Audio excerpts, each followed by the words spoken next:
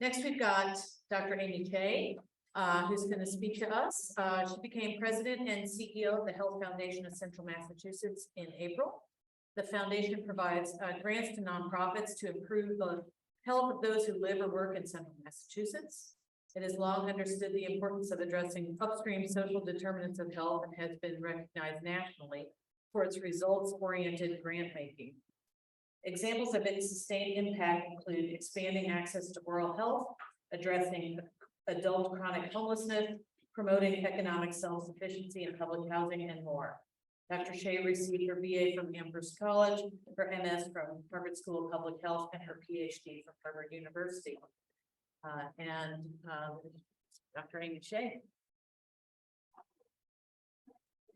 Thank you so much.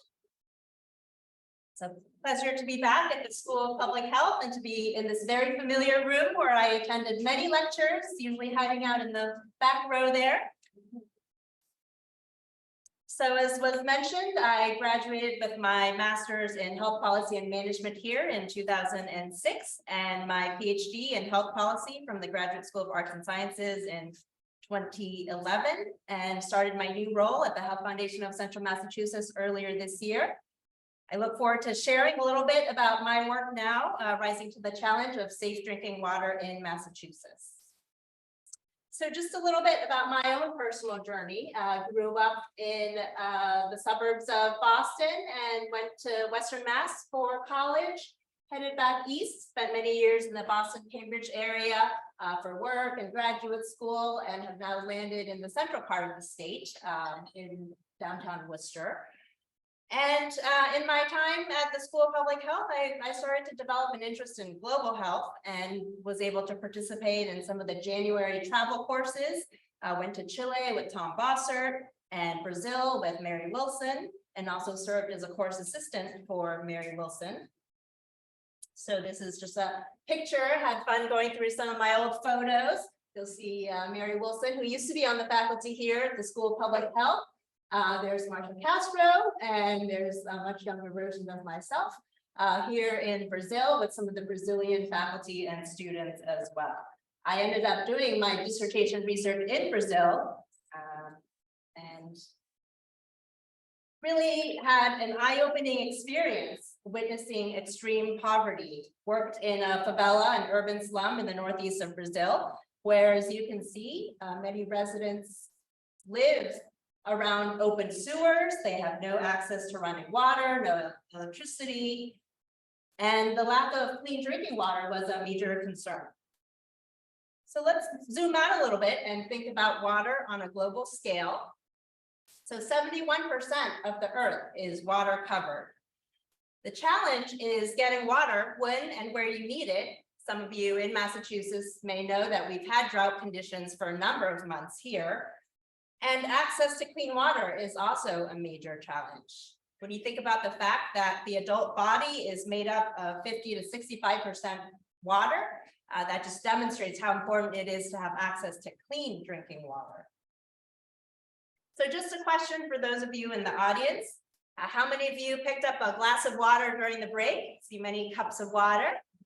Or maybe filled up your water bottle at the drinking fountain or at the tap earlier today? And how many of you who raised your hand thought about the quality of the water as you filled up that cup of water? Oh, couple, that's great. I think a lot of people here just assume that their water is safe to drink. The good news is that for those of you here today or who live in Boston, your water is very clean. It comes from the Quabbin Reservoir or the Wachusett Reservoir in central and western Massachusetts. Piped across many rural communities, and it ends up here serving the Metro Boston area. The reservoirs are protected.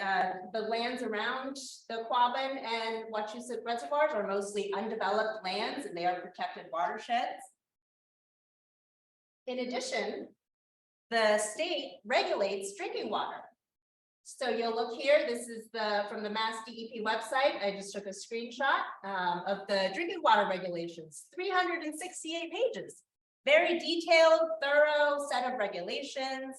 At the federal level, the EPA sets national drinking water standards, and the Safe Drinking Water Act actually requires that all states meet these federal requirements at a minimum. They can be more stringent, but they cannot be less stringent. So this is all great news for those of you who have access to drinking water here in Boston or in other urban areas. The MWRA actually says on the website that the water is tested every step of the way from the Quabbin and Wachusett reservoirs to Boston. They take over 1,600 water samples per month. Now, what if you rely on a private well here in Massachusetts? Well, if you go to the Mass DEP website, it actually says very clearly, and it actually says that private wells are not regulated by the state. They're regulated by local boards of health. And for those of you familiar with Massachusetts, there are 351 individual cities and towns. So that means there are 351 individual boards of health. So there's a lot of variation across the state. Many of these boards of health are just volunteer members who have been elected to serve on the local boards. They may not have any experience with drinking water. They may not have any public health experience. There's a lot of underfunding.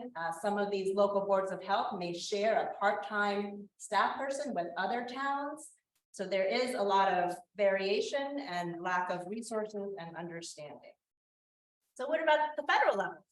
Are there any protections at the federal level for private wells? Well, if you go to the EPA website, it also says quite clearly that the Safe Drinking Water Act does not regulate private wells. And so private well owners are basically on their own. The EPA, as you can see here, does not regulate private wells, nor does it provide any recommended criteria or standards for individual wells. So private well owners are really on their own to navigate how to determine if their water is safe to drink. So here in Massachusetts, we have about 500,000 to 1 million Massachusetts residents who rely on private wells. And you'll see on this map, the towns in green have at least 60% of their residents relying on private wells. So you see these green towns all over the state. They're prevalent across the state. In addition, there are many other towns that may have some residents on private wells. So they may not have met the 60% threshold to be shaded in green here, but they may still have some residents on private wells. So if you recall that map that I showed earlier about the Quabbin and Wachusett reservoirs, that water is piped from many of these parts of the state where they have private wells. They rely on private wells, yet they have no drinking water protection. So that's important to think about in the context of those that have clean drinking water and those that have not. And why does that matter? It matters that there are no minimum standards in Massachusetts because there are private wells that look like this. These are actual photos taken from field work done last year. And there are people drinking water out of these private wells, not knowing if their water is safe to drink or not. So here's some additional photos. And so this is why the Health Foundation became involved in this work. We have provided over $1 million in grants to date to an organization called RCAP Solutions, which is working with us to come up with solutions for how to address these inequities in drinking water protections across the state. The way these grants work is that we typically start with a year of planning, followed by a year of piloting, followed by roughly 3 years of implementation with an end goal of policy or systems change. So we're not looking to just provide free private well testing year after year. We're really trying to change the landscape and change the policy so that it is sustained over time. You'll see that evaluation occurs throughout the grant period, and this is essential because that is how we collect the data that we take to the policymakers to advocate for systems and policy change. So that's where my master's degree and my PhD really come into play and help guide me in thinking about evaluation and policy change.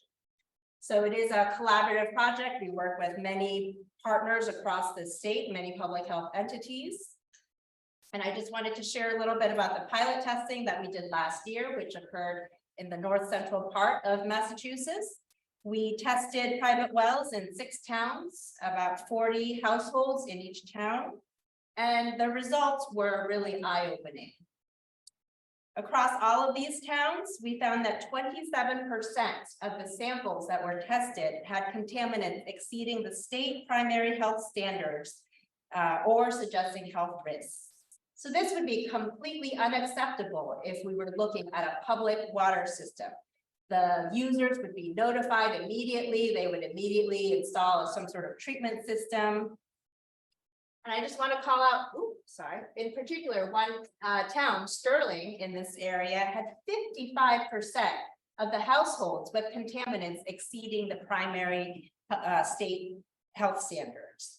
So imagine if 55% of the residents in your apartment building or living in your neighborhood or at your child's school or your coworkers, if 55% of them had access to unsafe drinking water, that would be completely unacceptable.